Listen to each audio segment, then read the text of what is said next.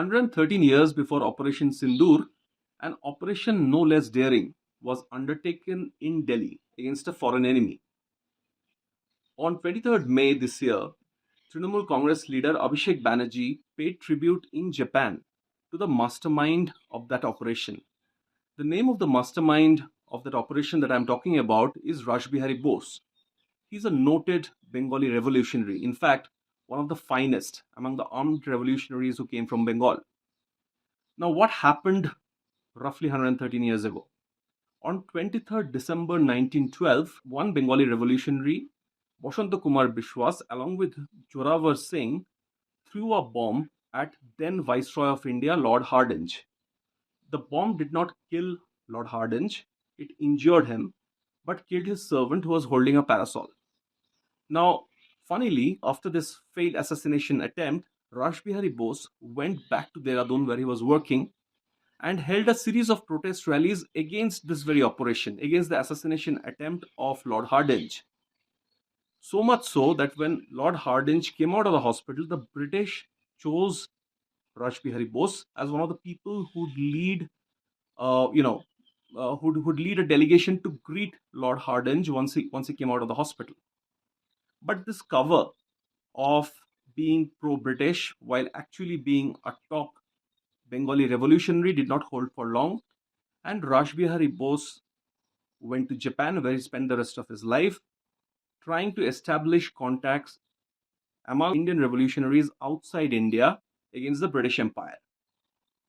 Now, why is Rash Behari Bose a name that the rest of India do not know, except historians, of course? Abhishek Banerjee visited the memorial of Rash Behari Bose in Japan as part of the Operation Sindoor global outreach.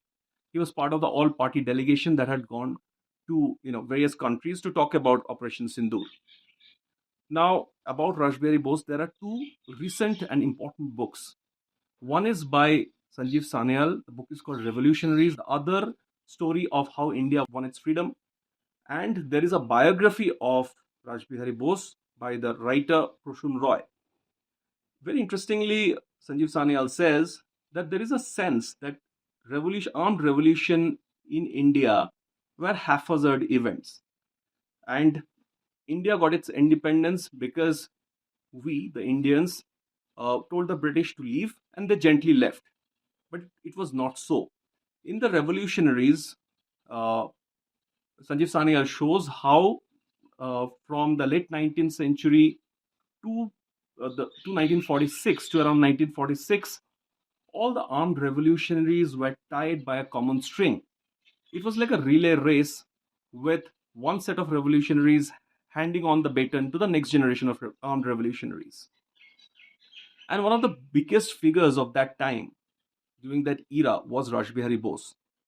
Rash Behari Bose also led the Indian National Army and then handed over the charge of the Indian National Army to Netaji Subhash Chandra Bose. But Proshun Roy says that, it just goes on to show the magnanimity of Rash Behari Bose, that he did not have any ego in handing over the reins of the Indian National Army to Subhash Chandra Bose. Rash Behari Bose, meanwhile, stayed in Japan, worked as a writer and a journalist, married a Japanese, became a Japanese citizen, all this while working for India's freedom by establishing contact between Japan and India and between Indian armed revolutionaries across the globe. But there is an interesting point why the history of Rash Behari Bose became unknown almost to the rest of India.